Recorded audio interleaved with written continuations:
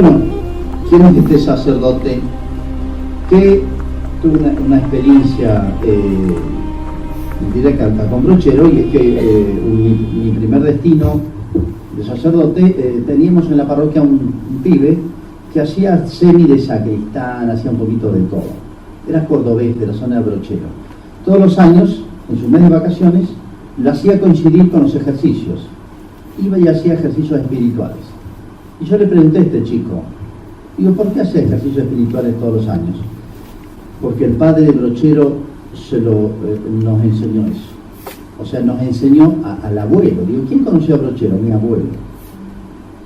Al abuelo, 2 generaciones atrás. Nosotros los sacerdotes sabemos bien, todos lo sabemos, nosotros tal vez un poquito más lo experimentamos, lo difícil que es inculcar a nuestros chicos de catecismo, después de 2 años, los principios de la fe, y uno ve que fácil se pierde. Nuestros chicos de colegios católicos, nuestros matrimonios que preparamos, etcétera, o sea, a todas las personas que llegamos, qué fácil y qué pronto se va todo. Cuando uno va a la zona, hoy, detrás de la sierra, y ve el recuerdo vivo de Brochero, uno dice, ve los efectos, dice, acá hay causas proporcionadas, acá hay un hombre extraordinario, y que hace años que tendría que haber estado beatificado. Vamos a hacer un recorrido de su biografía, pero quiero presentarles antes al personaje. Y después un poquito la semblanza de él, tratando de cada rasgo de él con una anécdota, algún hecho histórico. Tal vez de Brochero, fuera del aspecto turístico, que hoy es una zona muy visitada, queda la anécdota o el cura cordobés simpático y dicharachero, ¿no? Pero hay mucho más. Acá está su madre, su padre había muerto, su hermano mayor. Eran 10 hijos, 2 murieron. 2 de las hermanas, y esta es una, eran religiosas. Este es otro de las hermanas de él. No se conservan demasiadas fotos de la época. Bueno, ¿quién es este hombre que dejó tanta huella y que tal vez debiera ser más conocido por nosotros? Bueno, nace en 1840, de una familia muy cristiana y muy criolla. Una hermosa figura argentina en ese sentido, porque hay datos de sus antepasados de 1640 en el Cabildo de Córdoba, hay un brochero. Y tanto por padre y madre, de mucha, llamémosle, tradición criolla argentina. Y su familia se instala en lo que sería, ubíquense, la ciudad de Córdoba, al este, en el camino que va de Córdoba a Santa Fe, Santa Rosa Río Primero. Por esa zona va a instalarse tanto por parte de padre y madre o de abuelos. Y el papá era tropero de carretas, tenía un campito y bueno, faenaban animales, sacaban la grasa, elaboraban los cueros, etc. Hacía ese trabajo y varios de los familiares antecesores de Brochero, tíos, habían sido pertenecidos a lo que se llamaba la Guardia Nacional. En esa época del Chaco, que llamaban el Chaco santafesino, 2 veces al año, casi regularmente, venían indios del Chaco a asolar toda esa zona de Córdoba. Así que todo eso lo vivió los papás y los abuelos del padre del cura Brochero. Y entre sus antepasados había gente de la Guardia Nacional que eran simplemente civiles, que trabajaban la tierra y tenían cargo de defensa. Una especie de título nomás, porque no tenían instrucción militar, una mínima. Había que arreglárselas como se pudiera. Bueno, así que bueno, hereda eso. Es más, en el testamento recuerda a su papá que una vez se tuvo que pelear con 4 o 5 tipos de la tropa de carretas de él, con 44 gauchos matreros que le quisieron asaltar la tropa de carreta y lo defendió como leones. Y papá dio su vida por nosotros, lo pone en reconocimiento. Bueno, no es que él experimentó eso, pero 1840 nace Brochero. Es muy importante o muy significativa este hombre por la época y por lo que representa. 1840, recuerden, estamos en la época de Rosas, en el 52 Caseros, de entre Caseros y Pavón, que Urquiza, que fue una especie de esperanza para el federalismo. Y discúlpenme que esté hablando de esto en Buenos Aires, no se enojen conmigo, pero bueno, Urquiza fue una especie de esperanza, le creyeron a Urquiza muchos en las provincias, como un hombre que iba a recuperar la federación, por así decir, de todas las regiones y provincias nuestras, contra el centralismo porteño, y sobre todo el liberalismo, porque son dos cosas que se montan. Las nuevas ideas que venían de Europa, bueno, pero Urquiza los defrauda, y bueno, la famosa batalla de Pavón, misteriosa, porque no hubo batalla, que teóricamente la gana Mitre. Pavón fue el final del federalismo y el final, yo llamaría, del criollismo. Es un tema que merece una exposición aparte, ¿no? Pero ¿qué significó? Las nuevas ideas. Las nuevas ideas, el nuevo espíritu en el cual se basa la nación. Y Mitre, Sarmiento, Avellaneda, Roca, etc. Y se impone por la fuerza en todas las provincias esta nueva forma mental, manera de estructurar y de fundar el país.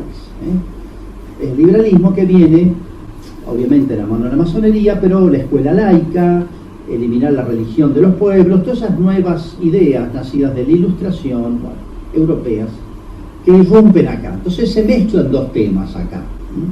Una, la autonomía de las provincias, o el federalismo, contra el centralismo era más sobre todo el puerto de Buenos Aires del tema, y en segundo lugar las nuevas ideas. Las provincias mantenían más la tradición, llamémosle, criolla hispánica. Entonces esos dos temas se juntan. Mitre empieza la guerra la guerra del Paraguay, recuerdan ustedes, y muy a contrapelo, nadie le quería esa guerra, fue una guerra no sentida por el país y absurda. Entonces, aprovechando la guerra del Paraguay, se levantan no solamente los indios, se envalentonan porque las fronteras quedan desamparadas, sino los caudillos. ¿Recuerdan ustedes entonces, sobre todo después de Curupaytí, que fue un desastre argentino allá en Paraguay, los caudillos se vuelven a levantar? Chacho Peñalosa en La Rioja, bueno, en San Luis, etcétera, pero nos interesa la figura del Chacho. Después Felipe Varela toma la antorcha del Chacho Peñalosa, y los dos por el Ejército Nacional, son liquidados prácticamente. Bueno, después López Jordán en Entre Ríos y Corrientes. Bueno, interesante la figura del Chacho, digo dos palabras nomás, es una figura muy desconocida. Casi todas las versiones que hay son muy liberales y lo presentan como un salvaje. Las palabras estas son de Sarmiento, que era gobernador de San Juan, que él se considera después el inspirador del asesinato, pues no fue juicio ni fusilamiento, un asesinato horrible del Chacho. El Chacho es una figura más hermosa de la historia argentina, un hombre muy culto, rectísimo, de una conciencia cristiana extraordinaria, y aún en la guerra muy noble. Jamás se conocieron a sus tropas desórdenes en los lugares donde entraban, que muchas veces se presta a abusar de la propiedad ajena o de las personas, etc. Siempre fue intachable en todo esto. Y fue miserablemente asesinado por el famoso Irrazábal en cerca de hoy. Bueno, recuerden la figura del Chacho, que representa un poquito esto, nuestra tradición criolla, con un personaje que va a tener que ver mucho con el cura Brochero. Por otro lado, nacían todas estas nuevas ideas liberales, o como quiera llamarse, y que fueron muy fuertes en Buenos Aires y en Córdoba. En Córdoba fueron los primeros conflictos. Hubieron pastorales de los obispos, y en Salta, muy duras, incluso con excomuniones. Fue famoso Juárez Selman y Ramón Cárcano, este último, por defender, la enseñanza laica, el matrimonio civil, en los temas un poquito de batalla. Esta época es la de Brochero, y él fue compañero de Juárez Selman, Miguel Juárez Selman, de seminario. Estudiaron filosofía juntos. Después sale Juárez Selman, él no pensaba ser sacerdote, pero hicieron esa primera parte que era abierta a los demás. Bueno, conservó la amistad, y de Juárez Selman consiguió de todo, igual que de Ramón Cárcano. Bueno, Córdoba fue muy fuerte el laicismo. Bueno, y hubieron encuentros muy duros con la iglesia. Bueno, Brochero, y este es otro tema que hace falta aclarar para entenderlo a él. Ustedes recuerdan que los jesuitas fueron expulsados de los dominios de España en 1767, después suprimida la Compañía de Jesús, después fue restituida. Bueno, la Compañía de Jesús había hecho una obra extraordinaria en América. Yo diría la mitad de la evangelización de América, y no solamente los pueblos de guaraníes, que fue una cosa extraordinaria, sino la obra que van a ser en las visiones, etcétera, y los ejercicios espirituales. Bueno, Brochero, desde el principio, engancha con el retorno de los jesuitas. 1850 los trae Rosas, después los saca Rosas, pero después vuelven y se instalan en Córdoba en el 59. Brochero tiene 19 años, han retornado los jesuitas y han sido recibidos extraordinariamente bien. Bueno, recuerdo de toda su gran obra. En la ausencia de los jesuitas, aparece un personaje muy vinculado acá a Buenos Aires, una santiagueña, se llama Antonia de Paz y Figueroa. Fue un personaje importantísimo, porque ella, inspirada, una mujer que se consagra a Dios, santiagueña, se recorre a pie la mitad de las provincias argentinas, bueno, organizando ejercicios ignacianos. Jujuy, Salta, Tucumán, muchísimo en Córdoba, y acá la Casa de Ejercicio de la calle Independencia. Funda hasta un instituto. Ella fue el sustituto en el tema de organización de ejercicios de los jesuitas. Bueno, las cifras son extraordinarias. Esta mujer también merecería estar beatificada, pero en Córdoba se cuenta cómo ha sido la obra de esta mujer. Fíjense, las cartas de esta mujer informando lo que hacía a los jesuitas que quedaban en Roma y en Rusia fueron traducidos en 5 o 6 lenguas. En esta ciudad de Córdoba se han dado los ejercicios durante 14 semanas y en cada semana ha habido más de 200 personas. Saquen la cuenta, en la Córdoba de 15.000 habitantes. Saquen cuentas. Si hiciéramos la misma proporción hoy en nuestra ciudad. Y alguna vez de 300 personas, 14 semanas, tandas de 7 días, una detrás de otra. Y no ha habido ningún problema ni confusión en la cuestión del orden. Es más, los gastos se han subsanado, por más que eran todos cubiertos con limosna. Y dice, la providencia nos ha provisto de tal modo que al mismo tiempo se ha podido ayudar a los pobres y a los presos con lo que ha sobrado. Esta obra marcó Córdoba como marcó Buenos Aires. Cuando llega la independencia en 1810, uno de los asiduos ejercitantes era Saavedra. Y muchos de los otros miembros de la primera junta de los primeros momentos. O sea, solo Dios sabe lo que le debemos a esta mujer en las tandas de ejercicios. Bueno, Brochero engancha con esta tradición, que es muy importante, tan hispánica como es San Ignacio, tan profundamente cristiana como es los ejercicios de San Ignacio.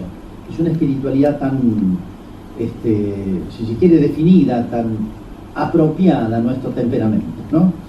Bueno, él se queda fascinado con los ejercicios y sobre todo 2 banderas que le definió su vocación. Él hizo en su vida, al menos se constata, 15 tandas en sus retiros anuales. Bueno, él de seminarista iba a ayudar. Y no solamente ayudar, sino apenas se ordena sacerdote, o sea, se compenetró mucho. Los jesuitas acaban de llegar, están dando tandas, han hecho una casa en Córdoba. Él ayuda y cuando se ordena sacerdote predica muchas de las pláticas. De manera que él, para explicar a Brochero, hay que entender la espiritualidad ignaciana. Y para explicar la obra apostólica de Brochero, gigantesca y marcada a fuego, no se entiende sin los ejercicios espirituales. Es así.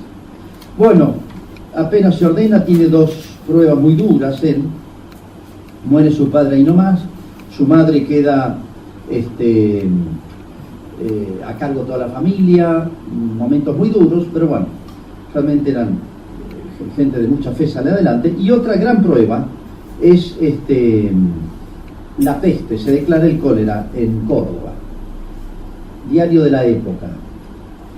En Córdoba tenía 35.000 habitantes, en 20 días mueren 2.400 personas, así que imagínense diariamente lo que era un drama. Un diario, la iglesia, el sacerdocio se ha mostrado a la altura de su sublime apostolado y podemos decir sin temor de ser desmentidos que todos han cumplido perfectamente con su deber. Puede que en la asistencia o socorro corporales no se haya hallado los consuelos necesarios, pero en los espirituales ha abundado. Elogia el papel del clero de Córdoba, un diario, ¿no? Y de Brochero, el primer biógrafo que escribe 15 años después. Una de las ocasiones que le tocó en la época del cólera, de tan dolorosos recuerdos, dice: Cuando todos huían del horroroso flagelo y aún se vieron familias que abandonaron a sus propios deudos, Brochero permaneció siempre en la ciudad. Estaba recién ordenado, tenía 6 meses. Llevando a cada enfermo los consuelos religiosos, socorriendo a todo el que llamaba en su auxilio y extendiendo su piadosa acción hasta donde le permitía su actividad extraordinaria en la práctica del bien. Fue uno de los sacerdotes que más se distinguieron entonces, eternizando en la memoria de un pueblo entero el completo desprendimiento de sí mismo y la absoluta consagración en beneficio de los demás. Arriesgaba su vida, que atendía a un enfermo de cólera contagioso y ya saben que no había ningún remedio.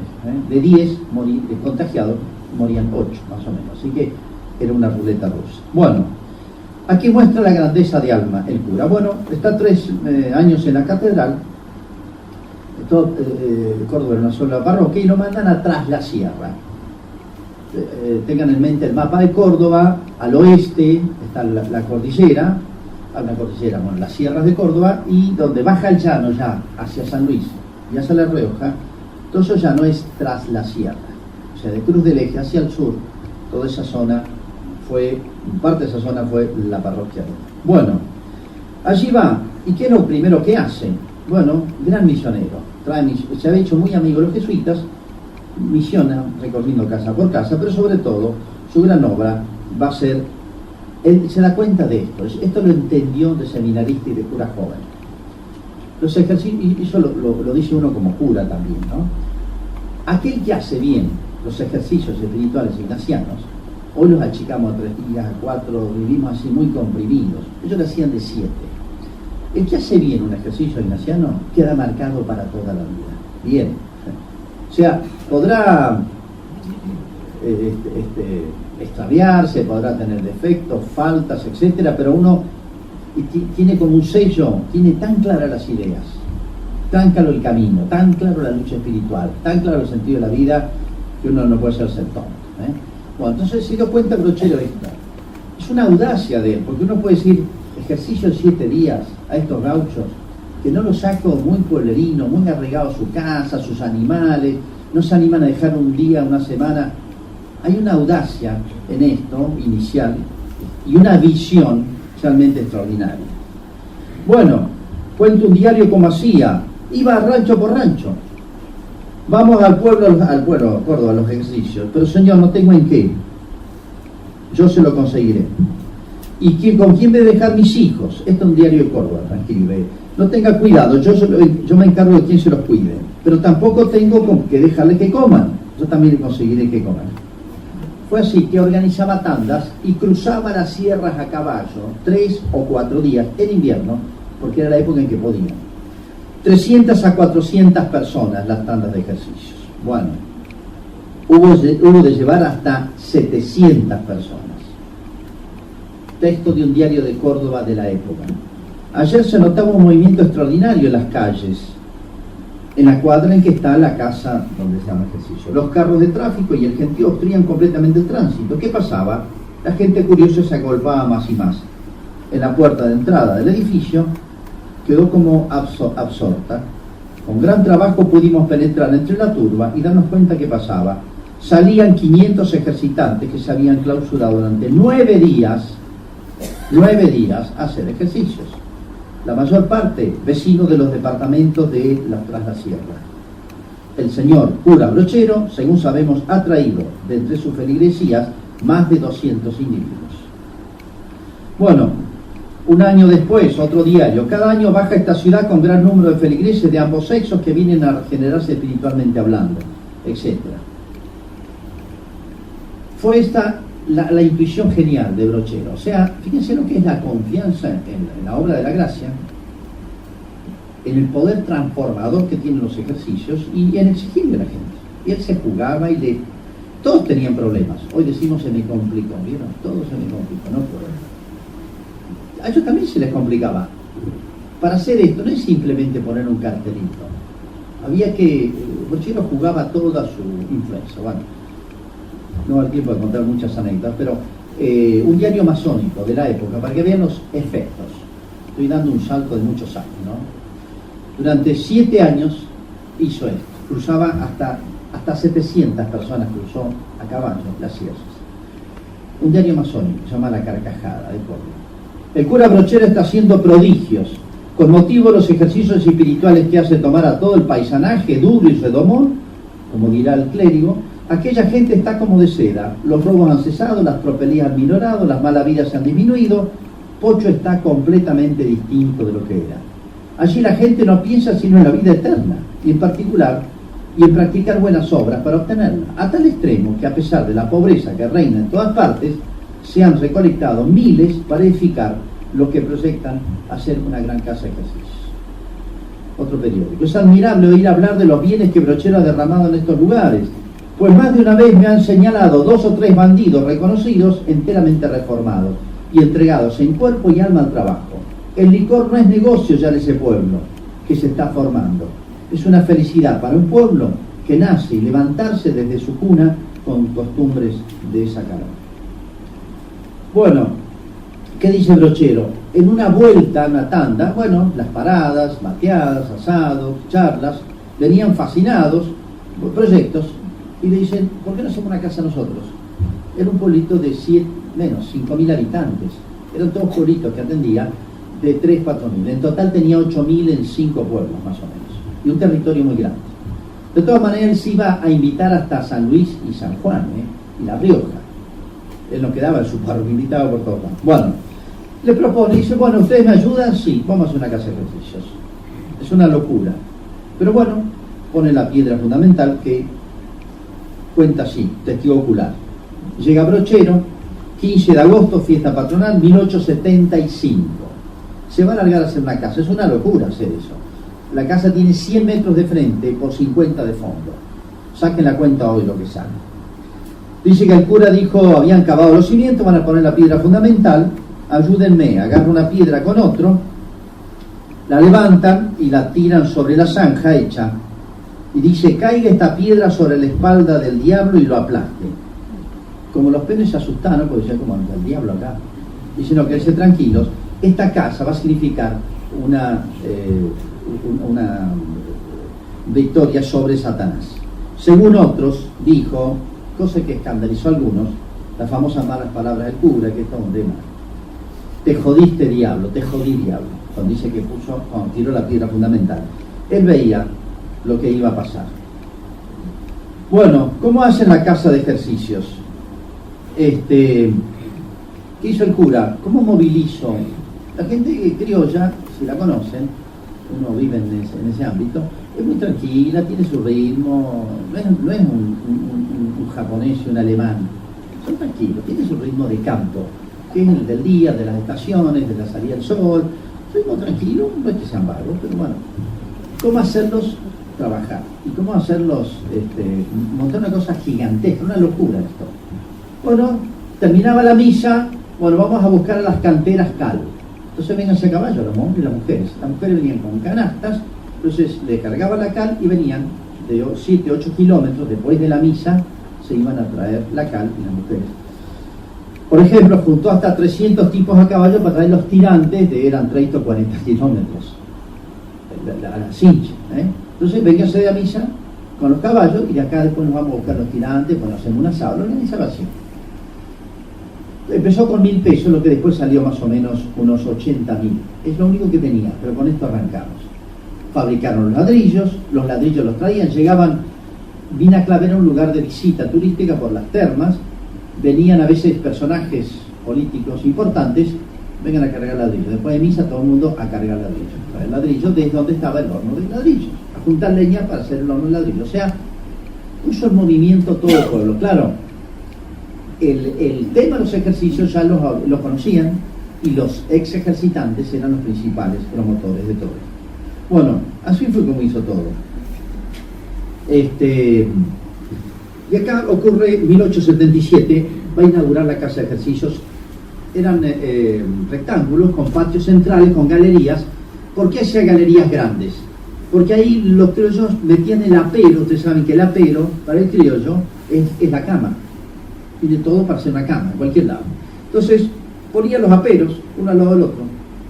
Y ahí en las galerías metía 40 o 50 tipos por cada tramo de galería. Así que no solamente adentro, sino afuera. En verano y en invierno. Bueno, va a inaugurar la casa de ejercicios, pero un año antes aparece un personaje que, muy, no sé, se lo voy a nombrar, se llama Santos Guayama. Era yo en las biografías que leí de los brocheros pasa por un ladrón, asesino, un delincuente, que andaba con una banda de criollos alzados, gauchos matreros, dedicado al cuatrellaje. Esa es la versión que hay de Santos Guayama. Y un poquito más, Santos Guayama era un oficial de Chacho Peñalosa, un gran tipo. Si ustedes, no tengo la foto de él, pero hay una foto de él, parece el Quijote, una especie de Quijote indio, una cara muy linda, noble, así, un lindo criollo nuestro, aguerrido. Era oficial del Chacho. Cuando lo asesinan al Chacho, se engancha con este otro caudillo, con Varela, Felipe Varela.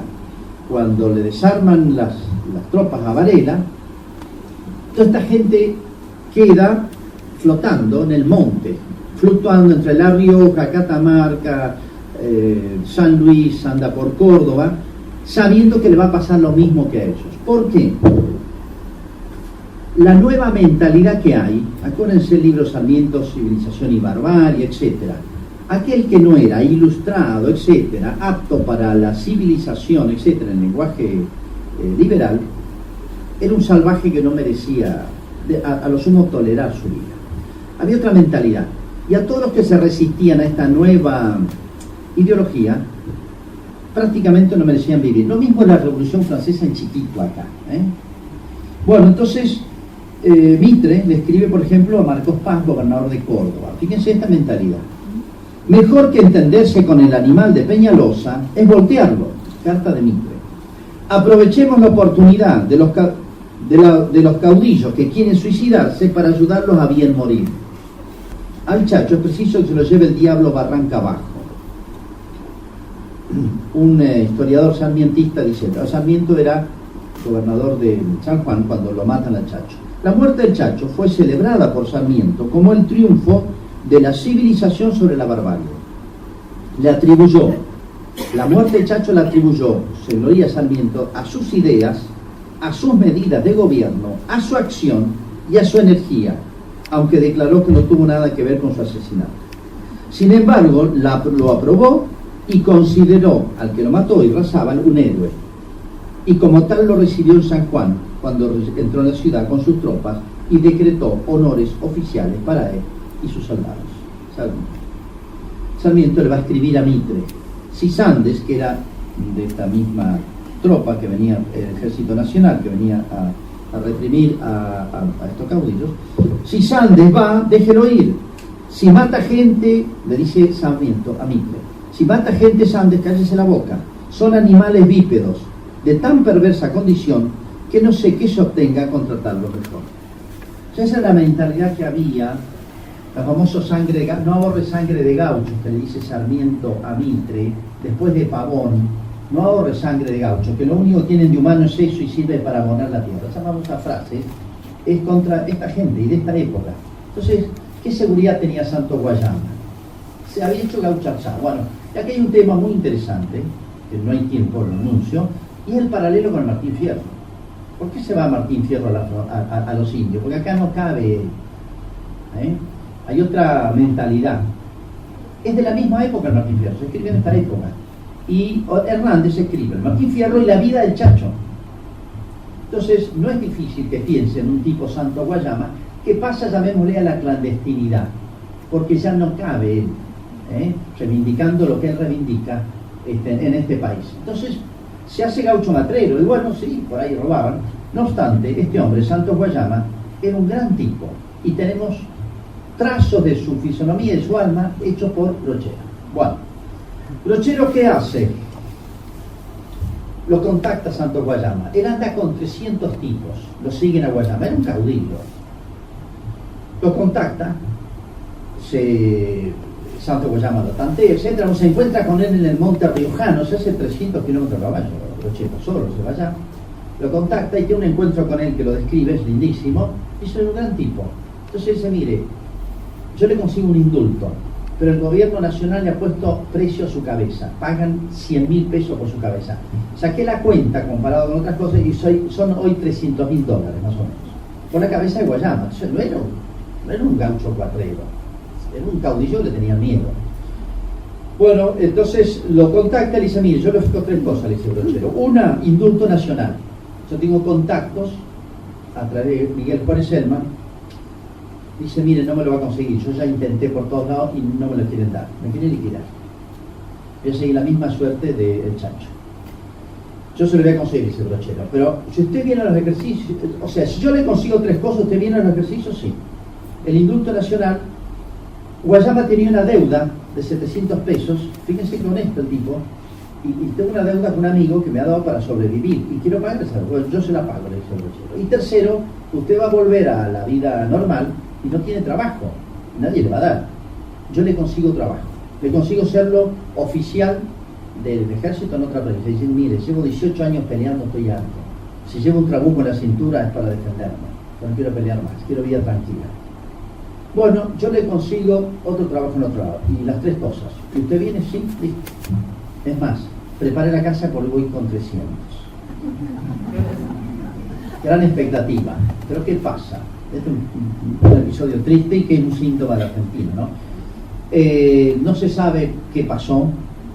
Le va a arreglar el indulto todo Brochero para que venga con su gente, pero este hombre va porque alguien lo ha llamado para hacer un negocio que le compre vacas y se las traiga. Va a esa casa, la policía de casualidad rodea la casa, lo agarran preso, lo meten en la cárcel y dicen que quiso hacer un motín y lo fusilan en la cárcel. Cuando el jefe de policía explica, le dice, miren, cuando le piden explicaciones por qué lo fusiló, dice, mire, estos tipos se arreglan con sangre nada más. Cuando se entera Brochero, dice que se mete en su pieza y estuvo un día entero sin comer. Dice que lloraba y no podía consolarse de que le hubieran hecho eso. Dice, habrá pensado que yo lo traicioné. Nunca llegó, nunca pude hacer los ejercicios. Bueno,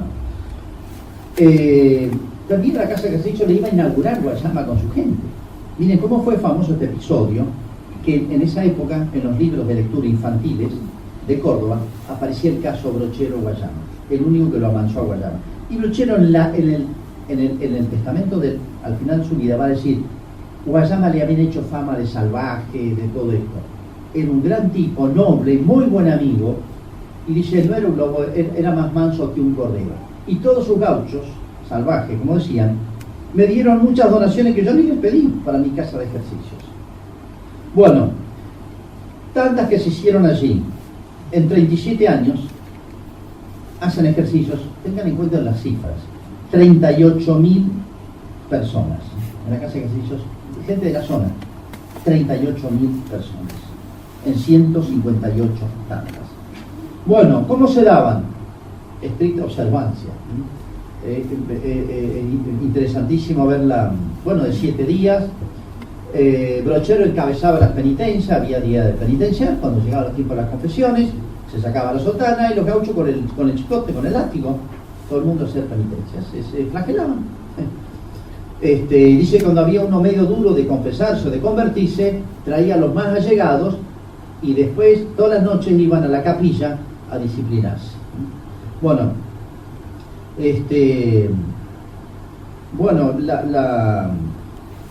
los efectos.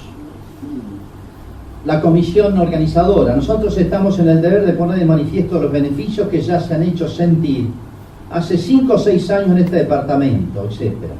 El robo estaba en su apogeo y la rapiña era adoptada como modus vivendi. La embriaguez, ese cáncer social que paulatinamente destruye nuestras potencias, un día con profusión, etc. Hoy es preciso reconocer las grandes mejoras que se han operado en este orden de ideas. El robo casi por completo ha desaparecido en todo el departamento. La embriaguez se ha extinguido igualmente de una manera notable. El amor al trabajo, ese compañero del hombre, se desarrolla cada día más. Los ejercicios en estas masas influyen poderosamente alimentando sus vidas. Un sacerdote, un padre Bustamante, fue a confesar y se quedó helado. Un primer viernes, tocó las campanas, le cayeron 600 personas a la misa del primer viernes. Yo estaba solo, mandé a buscar cura y no había. Me quedé confesando. Pude dar la comunión a solamente 200. Ojo, tenía 3.000 habitantes, un día viernes, primer viernes. 400 se volvieron a sus casas sin poder. haber hecho su primer viernes. Se quedó azorado este cura, Bustamante, un jesuita, muy admirador del cura Brochero. Un sacerdote de Quilmes que va a tomar baños termales. Escribe, y esto es publicado acá en Buenos Aires. Aquí no se oye hablar ni de robos ya ni de muertes. Consérvase la moral y pureza de costumbres a una altura muy superior. Hemos podido palpar la delicadeza con que proceden las ventas, devolviendo hasta el último centavo, sin equivocarse, etc. Todos los días estamos confesando gente, hombres, mujeres. Está azorado este cura, ¿no? Bueno, un periodista cordobés en un diario liberal: quiero hacer constatar que esta religión que se quiere quitar de las escuelas es la que produce campeones tan esforzados como Brochero, que realiza esta obra maravillosa con su propaganda, su ejemplo y su casa de ejercicios, etcétera, etcétera. Bueno, no solamente la casa de ejercicios, sino él dice: necesito quien la atienda. Fíjense la grandeza, todo en esa zona. Voy a tener una congregación de monjas que hagan la atención de los ejercitantes y hagan un colegio. Empezaban enseñanza laica. Hay que empezar por la juventud. Bueno, una historia muy larga. Trae las monjas esclavas que acaban de fundarse en Córdoba. Y les construye la casa y les construye un colegio, otro tan grande como la casa de ejercicios. Pero dice: no, vamos a buscar curas que atiendan a las monjas y que confiesen tanto el colegio de niñas como en las tandas. Ya puede traer jesuitas. Moviliza todo, pero jesuitas no consigue. Pero bueno, pobre, fue una de las penas de él. Iban a llegar los claretianos y al final no pueden ir. Bueno, pero su proyecto completo era eso, y les construye casa.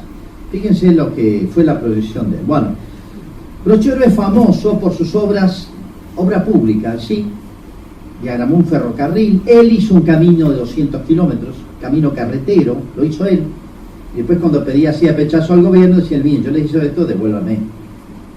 Bueno, el dique La Viña lo proyectó él, hizo varios caminos más, estafeta de correos, línea de, bueno, no era de colectivo, sino de diligencia, de carros, de volantas, etcétera. Bueno, hizo cantidad de obras, capillas, etcétera. Bueno, por eso a veces se lo recuerda casi únicamente por eso. Bueno, ya mayor en su vida, el obispo lo lleva a la catedral para ser canónigo.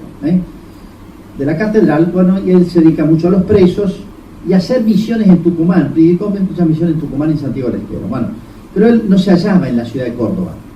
Y entonces dice que un día se saca los ornamentos de canónigo, la museta, son ornamentos especiales, y dice: estos aperos no son para este lomo, ni este corral para esta mula. Chao, me voy de la catedral de Córdoba, me vuelvo al campo. Eso dicho está. Bueno, vuelve al campo y a su parroquia, y al poquito tiempo le aparecen los síntomas de la lepra. Terrible enfermedad, porque no. ¿Cómo contrae la lepra? Dice: en la parroquia todos estaban preocupados. Al principio todos lo comentaban, pero después Brochero visitaba un leproso de una conocida familia. Se comentaba que, por la misma familia de Brochero, que nadie le hacía caso, no le hacía caso a nadie cuando le decía que no, vayan a verlo. Ese hombre de mala condición, cuando se acercaba a alguien, lo recibía con insultos y blasfemias. Brochero lo visita, le lleva ropas, toma mate con él, lo baña, y respondía con gracia: pero por favor, si es un alma. Al final lo confesó, le llevó la comunión y murió en sus brazos, resignado como un santo. Probablemente ahí contrae la lepra. Bueno, el final de su vida.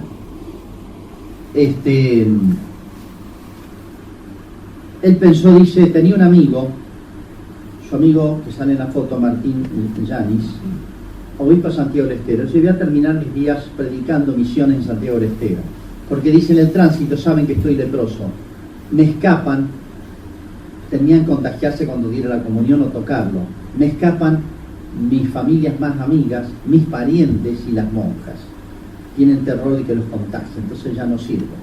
Se va a predicar misiones a Santiago del Estero. Ese que tiene un sueño que le dice,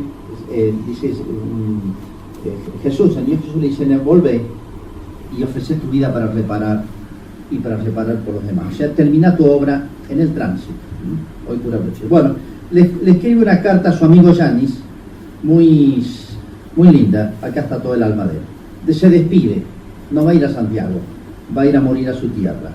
Recordarás que yo sabía decir de mí mismo, recuerda sus años juveniles, fueron compañeros, que iba a ser tan enérgico siempre como el caballo Cheche.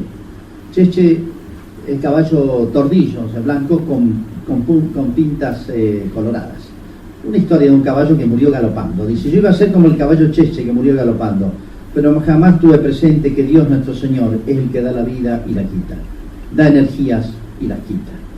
Pues bien, yo ya estoy ciego, casi al remate, apenas distingo la luz del día, no puedo verme ni las manos, estoy sin tacto en los brazos y en los pies. La misa la digo de memoria, Isla de la Virgen, en mi pieza. Para partir la hostia y poner el corporal necesito que me indiquen todo. Ya ves el estado en que ha quedado este Cheche, enérgico y brioso. Pero es un grandísimo favor el que me ha hecho Dios nuestro Señor, en desocuparme por completo de la vida activa y dejarme esta vida pasiva. Quiero decir, que Dios me da la ocupación de buscar mi fin y de orar por los hombres pasados, presentes y futuros, etc. Bueno, es su despedida. Vuelve a su tierra, sí, y ahora termino. No obstante, predicaba los domingos, las monjas le leían el Evangelio, ya ciego, no podía, hasta que, bueno, está más grave. Y él dicen que cuando le dijeron que tiene lepra, y la lepra le permitió estar en pie mucho tiempo, pero la lepra avanzaba, la insensibilidad hizo que las moscas le pusieran cresa, que se llama huevitos en las narices, y le nacieron gusanos que le empezaron a comer las fosas nasales. Le daban cosas para estornudar y echarse los gusanos, no habían remedio en la época, todos remedios caseros, pero se le salían algunos gusanos, pero los otros no. Terribles dolores de cabeza. Bueno, por fin Dios se acordó de mí, dijo, cuando llegó la etapa más crítica de su enfermedad. Bueno, está próximo a morir, pide que le pongan la sotana, le van a dar la última comunión, le dan la unción. Me cupo la triste satisfacción de ser el confidente del benemérito enfermo, dice el cura. Recibió los sacramentos con una entereza extraordinaria y resignación ejemplar, con piedad propia y virtuosa de sacerdote. Le mostró la hostia, la última comunión, y le dijo, te voy a dar la comunión, sí, esta es mi despedida, dijo Brochero. Le dice, bueno, te vas pronto, le dice el cura, pero vas a entrar al cielo, te vas a encontrar con todas las almas que salvaste. Sí, le dice Brochero, gracias a Dios los papeles están rotos. ¿A qué te referís?, le dijo. Hay un texto de San Pablo que dice que Jesús quebró ese papel, esa factura que el demonio tenía con nosotros, ¿no? Sino la que tenía conmigo personalmente. Dice, ya pagué la deuda y el diablo ya no tiene esa factura para cobrarme y de boca nadie cobra, le dice. Bueno, una monja que lo atendió en sus últimos momentos dice, me pedía el rosario y el breviario, y repetía mucho la ejaculatoria, Jesús, José y María, sed la salvación del alma mía. Era devotísimo a la Virgen, rezaba mucho rosario, y en una oportunidad cuando un familiar lo visita ahí, poquito antes de morir, dice, ¿qué haces todo el día? Estaba sentadito ahí. Y dice, aquí ando desgranando rosarios. Muere Brochero, bueno, en la soledad y el abandono, dicen muchos. Sí, la gente le tenía terror lo veneraba Brochero, pero Dios quiso que se le alejara a sus seres más queridos y murió solo y abandonado, no afectivamente, espiritualmente, sino desprendido de su obra, porque la entregó toda, un hombre tan activo, y tuvo que, fueron sus últimas pruebas, su última purificación, se puede decir, solo y abandonado, en ese sentido, no espiritualmente. Bueno, apenas muere Brochero, imagínense cómo se corrió la voz, y 25 diarios de Buenos Aires, Córdoba, Santa Fe, etc., hacen su semblanza espiritual. Ha muerto un gran. Vamos a ver enseguida algunos rasgos de su semblanza con algunas anécdotas.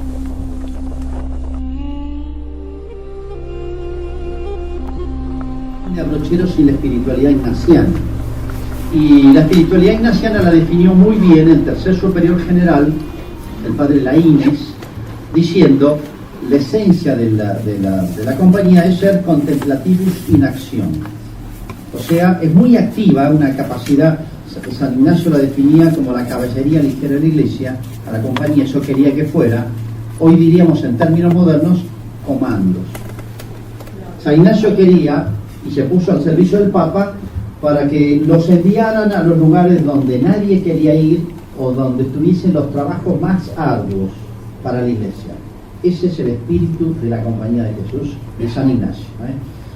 Él quería para sus ejercitantes, para sus miembros de la compañía que ha hecho ejercicios, sabe a qué me refiero, lo que llamaba el tercer grado de abnegación, que significa, aunque a Dios le dé lo mismo, yo elijo lo más difícil, lo más sacrificado, aunque Dios le dé lo mismo, aunque no sea pecado lo contrario. Bueno, para que vean el espíritu de San Ignacio. Bueno, eso era Brochero, contemplativo, sin acción, o sea, ciertamente un hombre de oración que masticaba la escritura, ya de viejito se hacía leer por las monjas y les decía, él tenía ese modo de hablar tan simpático, criollo y cordobés diría, ya tengo pasto para rumiar todo el día, basta hermano, ya tengo pasto para rumiar, hablando de los rumiantes. Bueno, y hay una cuestión de Brochero porque se ocupó tanto de lo temporal, yo le he dedicado poca, pero habría mucho para eso, que a veces que lo más se destaca de él,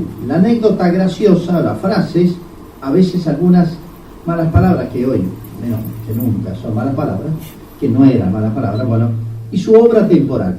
Y he escuchado decir muchas veces en las biografías, Brochero se adelantó a su época. Brochero es un precursor del Vaticano II. Está mal planteado. Brochero se atrasó a su época, o mejor dicho, Brochero enganchó con la tradición cristiana más pura. Yo diría, Brochero es un medieval. ¿En qué sentido? Miren, la iglesia, la esencia de la iglesia es que junto al evangelio venga la cultura y la civilización. O sea, la iglesia evangelizando civiliza y crea instituciones, todas, hospitales, centros de enseñanza, centros de asistencia, camino, todo aquello que sea humano, va detrás del evangelio. Eso es de la esencia del evangelio. Bueno, eso era medieval, eso es la iglesia medieval, se ocupó muchas cosas que uno hoy le sorprende. El siglo XVI español, gracias a, bueno, obra de la Providencia, Isabel la Católica, etcétera, etcétera, bueno, y sobre todo la obra de la Compañía de Jesús, esto lo prolonga. España prolonga el medioevo, ¿cierto? El espíritu, en el alma. Y si vemos la obra de los jesuitas en las reducciones guaraníes, no solamente era el evangelio, le enseñaban a trabajar la tierra, a hacer artesanías, a tocar instrumentos, a fabricar y tocar instrumentos musicales, a hacer un coro, todo, no es algo extraño, sino que eso va todo junto, porque toda esa obra temporal está en función, en orden a las cosas espirituales.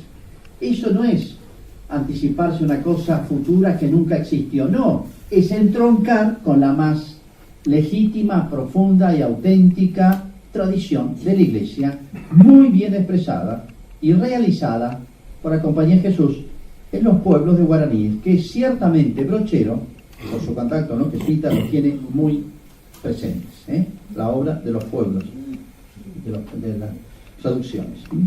Bueno, Brochero es un hombre de fe.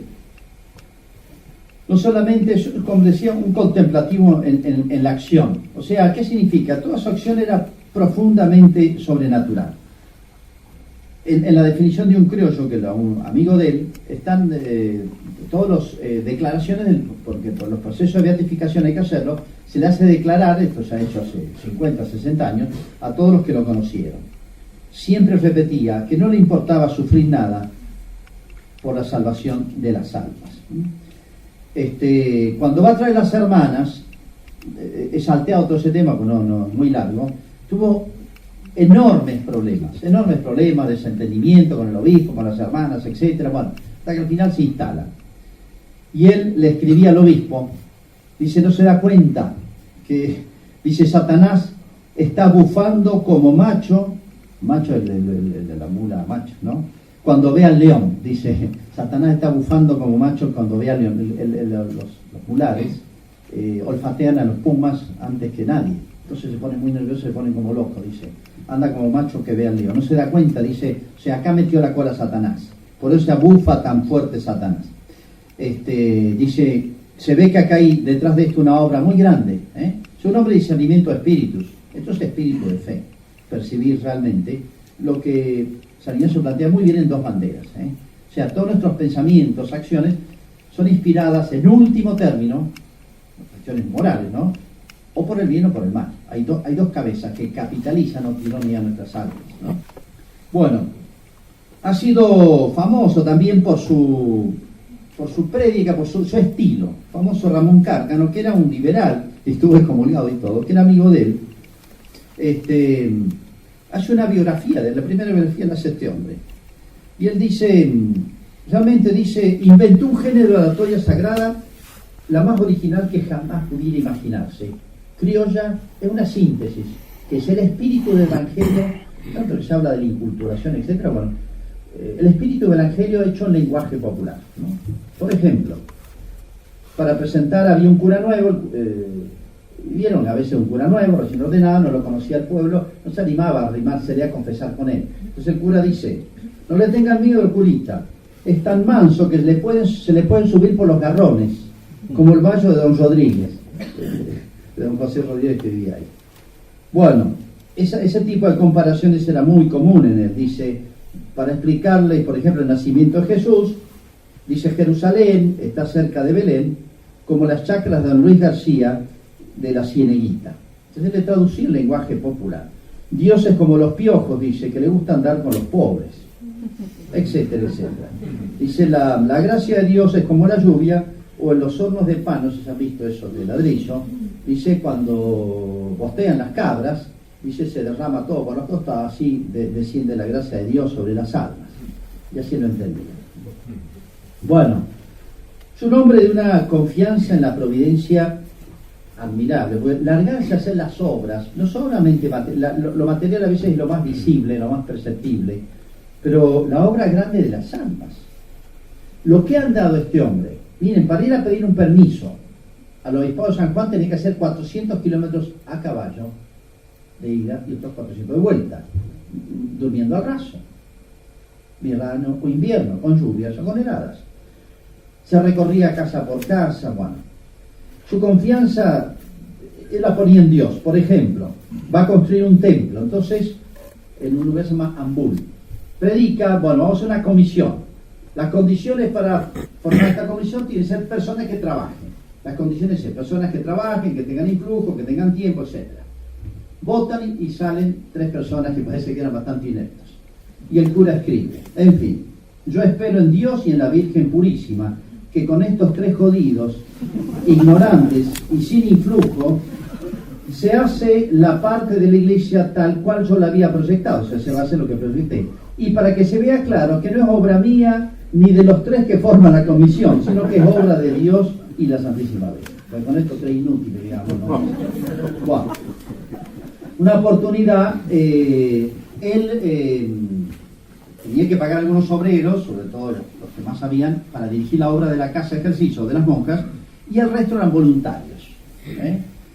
Y los materiales todos los conseguía. Hacía recorridas, no solamente para visitar a la gente, atender enfermos, sino también pedir donación. Entonces venía, se iba con 2 o 3 y traía arreos, traía arreando ovejas, chivos, vacas, caballos, y después las vendía. Bueno, una oportunidad lo llaman para un enfermo. Él era muy especial para los enfermos. Y se va, y tenía que prever la comida, porque los que trabajaban le daban la comida. Se va, y dice, bueno, en el camino era urgente el enfermo, así que se va, y dice, bueno, no sé, le encargó a San José y a la Virgen que tenía ahí 40 o 50 tipos para darle de comer. No había nada. El capataz se le va al cura y no había nada. Entonces, ¿qué pasa? Eso de las 11, apareció una persona con una vaquillona gorda, y el que venía con la vaquillona traía una bolsa de pan y una damajuana de vino. Dice, esto se los manda el cura. Menos mal, dice el capataz de la obra, menos mal que el cura se acordó, porque no tenía nada de pararle de comer, así que carnearon ahí nomás el animal y comieron el animal. A la vuelta el cura dice, che, perdón, me fui y no pude encargarle a nadie. Cuando averiguan, nadie conocía a la persona que había llevado las cosas. Dice, Brochero se cayó, se rió, y dice, bueno, la providencia de Dios nos mandó esto. Pastor de almas.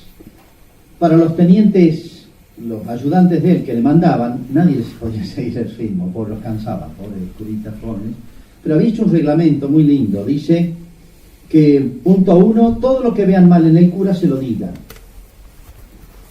Si lo ven mal en el trato con ellos, o que trata mal a los feligreses, para que el cura o se explique, ¿no? o se explique o se corrija. Todo lo del cura será también de ellos. En fin, cada 8 días confesarse, y el cura va a dar ejemplo confesándose con los curitas jóvenes que le manden, etcétera, etcétera. Bueno, es impresionante esto es fe, la confianza que tenía en la fuerza de los sacramentos, en la fuerza de la gracia. Esto es el instrumento, en serio, y no hacer depender todo de nosotros. Se ha recalcado mucho en las condiciones, era simpático, entrador, en todos lados, entraba y nadie le decía nada a Brochero, sobre todo había tenido tanta publicidad, bueno, nadie se animaba a decirle que no a Brochero. Pero bueno, la obra de él no se explica por eso. Por ejemplo, tenía un método apostólico. Él decía, buscaba el tipo peor, a ver cuál es el tipo más en la zona, el tipo más vago, borracho, etcétera. Entonces le mandaba una cartita, me gustaría alojarme en tu casa, voy a posar por ahí, así que preparame una pieza y invítame a todos tus amigos. Claro, si yo invito a la gente piadosa, voy a invitar gente buena y piadosa. Entonces quiero que vayan sus amigos, así los junta a todos. Entonces al tipo peor les invita a tus amigos.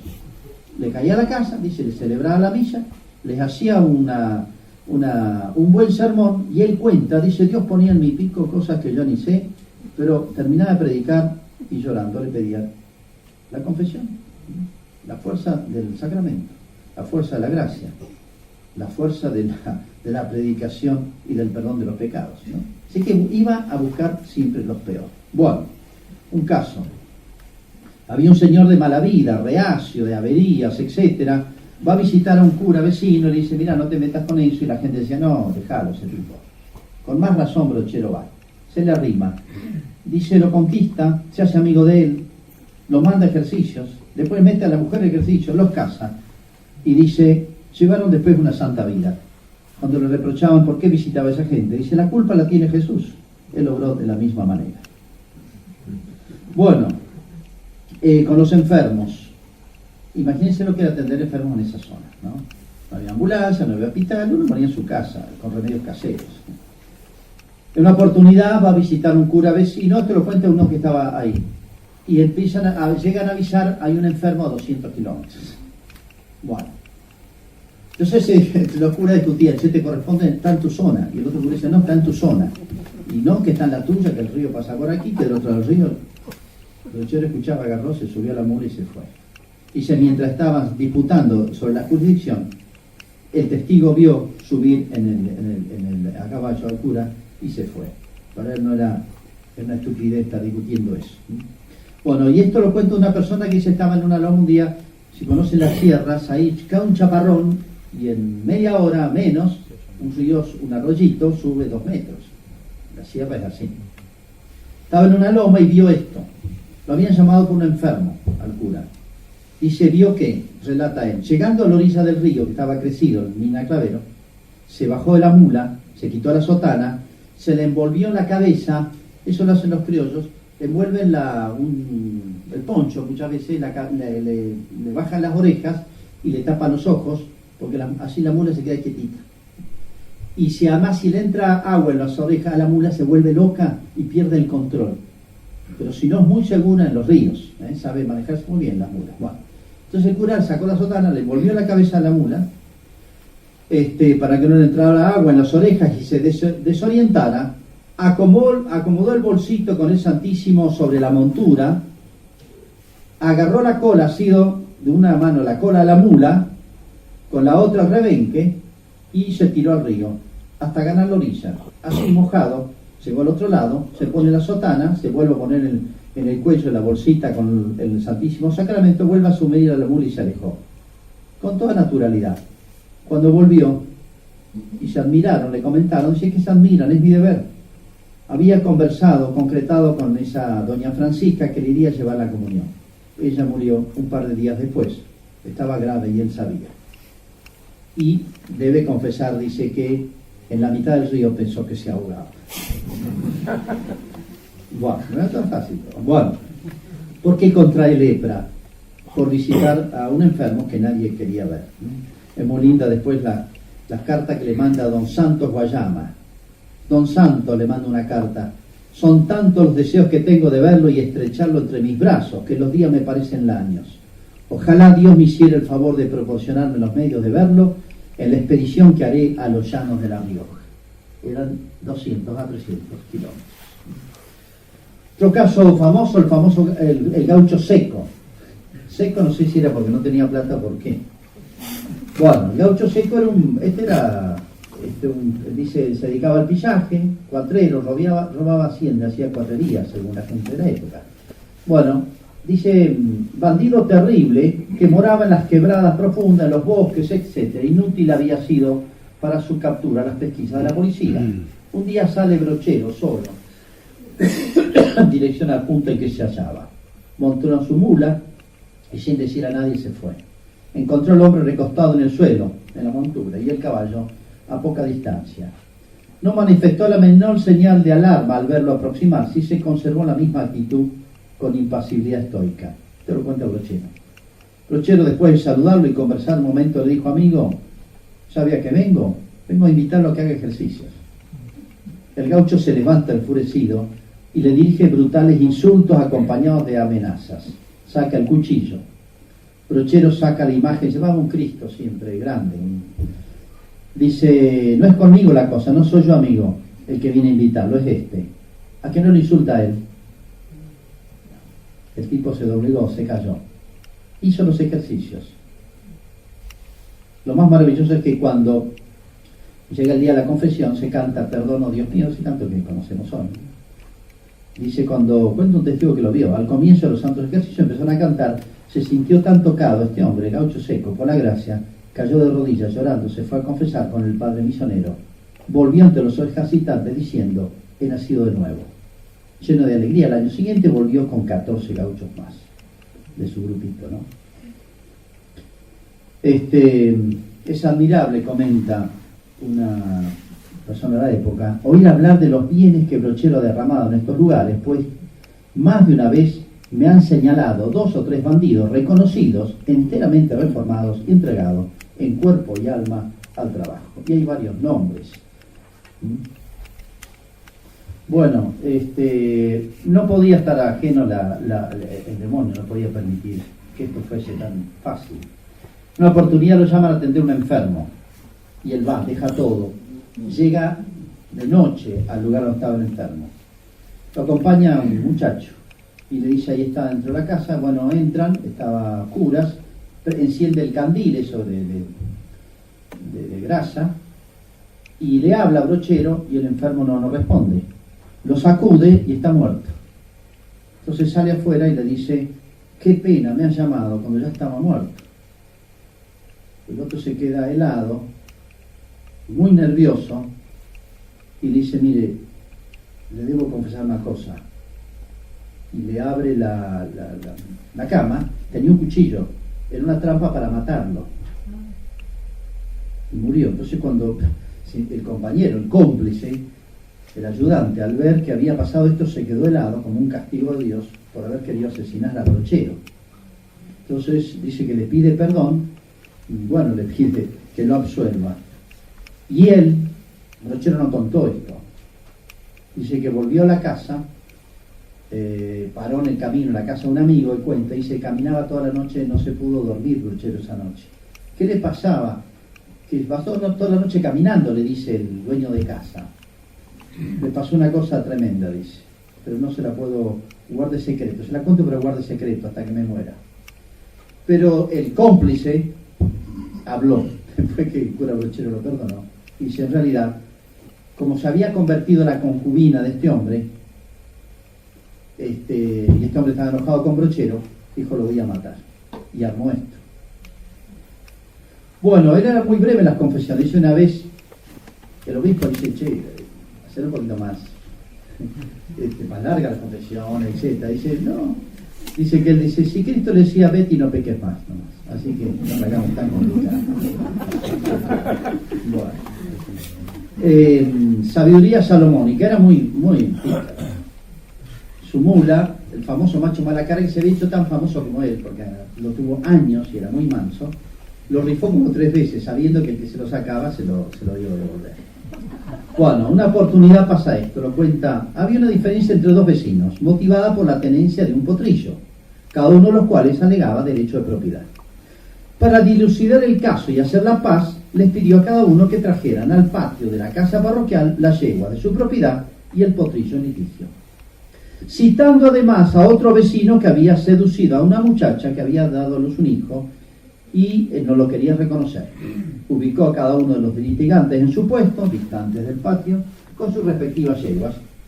Pidió al vecino, que había seducido a esa chica, que se ubicase en medio con el potrillo. El discordia, ¿no? El potrillo discutido. Y posteriormente dio órdenes de soltar las yeguas, una de las cuales se quedó pastando cerca donde estaba, mientras que la otra corrió a acariciar al potrillo, en presencia de lo cual estableció cuál era la verdadera madre del potrillo y por lo tanto el verdadero dueño. Pero después, no termina ahí, después de amonestar a quien había pretendido apropiarse ilícitamente del animal, pidió al tercer vecino que lo acompañaba, venga a un lugar aparte. Le preguntó si se había dado cuenta de lo que había hecho la madre del potrillo, y ante el asentimiento de aquel, indicando que había reconocido al hijo, le manifestó que su interlocutor tenía que hacer lo mismo respecto al hijo de la mujer que le había seducido. Y ante la reticencia de este le manifestó: hijo, tú no puedes ser más animal que la yegua, que ha reconocido a su propio hijo, y por lo tanto debes proceder de igual manera. Normaliza tu vida casándote, para lo cual yo mismo te ofrezco mi ayuda. Y se casó. Bueno, dice, cuando iba a recoger, porque mandaba aviso, hay retiros, etcétera, pasaba uno por uno, sí, pero a último momento lo de hoy se me complicó. Entonces, ¿qué hacía? Él iba a buscarlos. Hacía la ronda, se iba 3 días antes rejuntando a la gente. Entonces en el camino iba charlando, iba y los confesaba. Pero para que no se le volvieran, porque si quedan atrás se volvían, entonces los mandaba adelante. Y de penitencia les ponía que fueran adelante a hacer la penitencia. Era parte de la penitencia, para que no se les rajaran. Bueno, una anécdota de que este sacerdote de Quilmes, que fue a Mina Clavero, dice, preguntaba yo el método apostólico, dice, preguntaba yo por el hombre más condenado, más borracho, más ladrón de la comarca, enseguida le escribí una cartita diciéndole que pensaba pasarnos de agua. Esta anécdota se la cuenta él. Pero en una oportunidad va a celebrar misa, bueno, fenómeno, todo conmueve a toda la casa y sus amigos. Dice, les eché un sermón, que todos se convirtieron, bueno, ahí nomás empezaba a confesar. Cuenta el cura de visita. Este artículo salió en un diario de Quilmes. Un día que le di la comunión a mucha de esa gente, se me acerca una mujer y me dice, padre, fulano, hace 1 hora que se ha confesado y ha comulgado y ya está mamado como una cabra. Ay, Juna, dije yo. Busqué al gaucho y le dije, pero hombre, ¿cómo has hecho esto? Padre, me contestó, hacía 20 años que no comulgaba y de puro gusto me he mamado para festejar.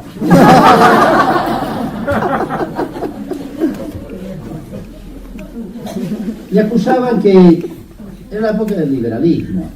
Su batalla no era doctrinal, filosófica, política, su batalla era otro, pero bueno, él hizo todo lo contrario, exactamente, educación cristiana, la escuela, todo. Y a los liberales le sacaba de todo.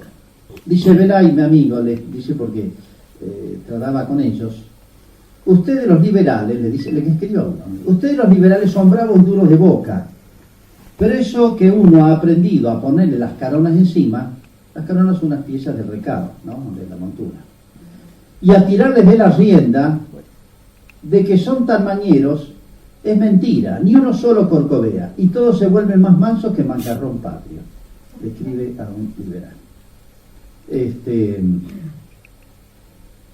Cuando se trataba de convertir a un tipo muy duro, hacía esto, hacía una especie de pacto.